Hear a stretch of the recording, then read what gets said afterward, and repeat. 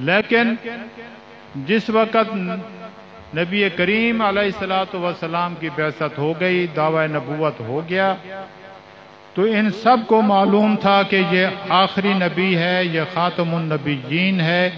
اس کے بعد تا قیامت اور قیامت کے بعد تک کوئی دوسرا نبی اب آنے والا نہیں ہے، لہذا انہوں نے دعویٰ نبوت کرنے شروع کر دیے اور نبی کریم صلی اللہ علیہ وسلم کے زمانے سے لے کر اس وقت تک مسلسل جھوٹے مدعیان نبوت پیدا ہو رہے ہیں۔ کیوں؟